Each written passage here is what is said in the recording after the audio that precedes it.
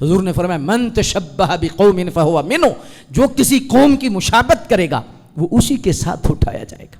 میرے بھائیو، اس لیے علماء حقہ کہتے ہیں کہ مشابہت سے بچنا غیر سے کتنا ضروری ہے۔ اسی لیے فرماتے ہیں کہ محرم کے دنوں میں کالا کپڑا نہیں پہننا چاہیے، کالا امامہ نہیں پہننا چاہیے، کالا لباس نہیں پہننا چاہیے، ہے جی۔ ان چیزوں سے منع کیوں ہمارے علماء نے کیا ہے کہ باقاعدہ طور پر یہ ایک مذہب کا شعار ہے، کالے کپڑے پہننا، کالا لباس پہننا ایک مذہب ہے۔ اس پہ ڈبیٹ نہیں ہو رہی کہ وہ کیا ہیں کیا نہیں ہیں، وہ سب کو پتہ ہے جی کہ وہ ایک مذہب کی پہچان ہے۔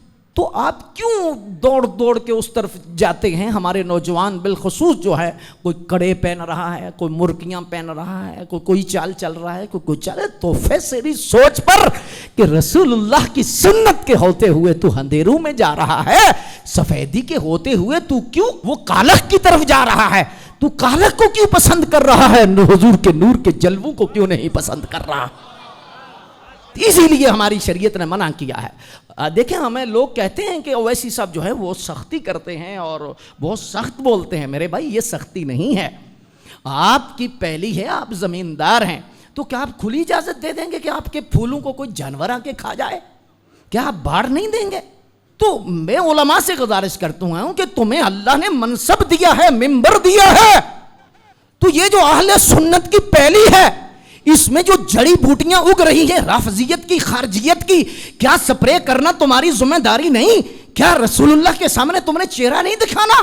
کیا رسول اللہ کے سامنے جب تمہیں امت کا پوچھا جائے گا کہ میری امت کی پہلی میں سور آ گئے تھے، جانور آ گئے تھے، تو تم نے سپرے کیوں نہیں کیا؟ تم کیوں مسالت کا شکار ہوتے رہے؟ تم کیوں مداحنت کا شکار ہوتے رہے؟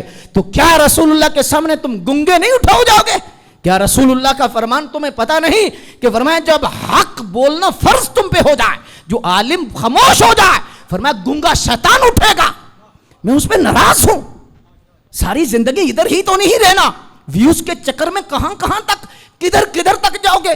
ہاں، تمہیں حضور کا پاس ہونا چاہیے، حضور کی شریعت کا پاس ہونا چاہیے، رسول اللہ صلی اللہ علیہ وآلہ وسلم کی ذات اور حضور کی شریعت کو تم دیکھو، نہ کہ لوگوں کے چہروں کی طرف دیکھو۔ لوگوں کی تم کلمہ پڑھتے ہو، نہیں، لوگ کیا کہیں گے یہ سوچو۔ نبی کا کلمہ پڑھتے، نبی کیا کہیں گے؟ تو ایک دیانتدار عالم کے لیے ضروری نہیں کہ وہ دیانتداری سے بولے، اپنا مسلک اپنا مذہب بیان کرے۔ ہم نہیں کسی کو کچھ کہتے، لیکن اپنا مذہب بھی نہ بیان کریں، اپنا مسلک بھی نہ بیان کریں، اور اپنے لوگوں کو یہ نہ بتائیں کہ یہ سنڈی ہے، یہ کیڑا ہے، یہ مکوڑا ہے، یہ کالا ہے، یہ پیلا ہے، یہ فلاں ہے، یہ فلاں ہے۔ ہم نہ بتائیں؟ کیوں نہ بتائیں؟ نہ، یہ سارے کے سارے پھول، عزتیں، مقام، مرتبے جو ہاتھ چومے جا رہے ہیں، تیری اوقات نہیں، تیرے نبی کے دین کی وجہ سے ہے، منبر کی وجہ سے۔ یہ رسول اللہ کے منبر کا صدقہ ہے، اتنا احترام ہے، اتنے لوگ پھول ڈالتے ہیں، ہار پہناتے ہیں، لوگ عزت و احترام کرتے ہیں، سونے سونے لوگ دنیا میں موجود ہیں، ان کو کیوں لوگ منہ نہیں لگاتے؟ وجہ یہ نہیں لوگ دیکھتے یہ کون ہے، یہ دیکھتے ہیں کس نبی کے غلام کا۔ تو اس لحاظ سے میرے بھائیوں، محرم الحرام شریف میں بالخصوص اہل سنت کے لیے ہے، اہل سنت کے لیے ہے کہ آپ کالے لباس کو ترک کریں بالخصوص 10 دن، اور بالعموم جو ہے وہ چہلم وغیرہ ہو جائے، یہ سارا سلسلہ ہو جائے اس لحاظ سے، لیکن بالخصوص 10 دن تو اس سے جو ہے وہ بالکل پرہیز کرنا چاہیے۔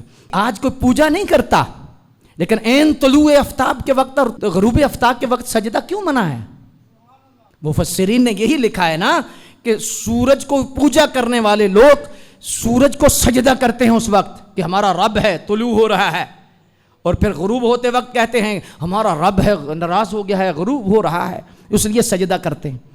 مسلمان کے ذہن کے کسی کونے میں یہ نہیں ہوتا کہ طلوع آفتاب کے ٹائم وہ کسی کو سجدہ کر رہا ہے، وہ سوچ بھی نہیں ہوتی، رب کو ہی سجدہ کرتا ہے، لیکن اللہ نے صرف مشابہت کی وجہ سے منع کر دیا، اس ٹائم سجدہ نہیں کرنا، رب کو بھی نہیں کرنا۔ یا اللہ تجھے کرے کوئی، فرمایا نہیں، تجھے کرے، تیری نیت سے کرے، فرمایا نہیں، مجھے تیری طبیعت نہیں چاہیے، محمد کی شریعت چاہیے۔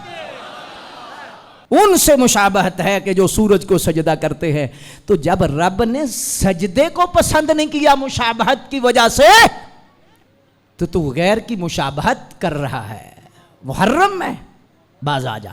میں اہل سنت کو کہہ رہا ہوں، مسلمانوں کو کہہ رہا ہوں، کوئی کڑا ڈال رہا ہے، کوئی مرکی ڈالا، فرعونیوں کا کام ہے، یزیدیوں کا کام ہے، یہ جہنمیوں کا لباس ہے، یہ کڑے ڈالنا، یہ سارا کچھ کرنا۔ کچھ لوگ مجھ سے ناراض ہو جائیں گے، میرے بھائی میری مجبوری ہے، کسی دانے دار کو پھول لگے ہوں، وہ کہتا ہے علامہ صاحب میری مجبوری ہو کی کراں تسی جی کو، میری مجبوری ہے۔ ایک تھانے دار کی مجبوری اس کی ملازمت ہے، تو کیا ہمیں ممبر کی جو مجبوری نہیں کہ ہم حضور کی ملازمت کر رہے ہیں؟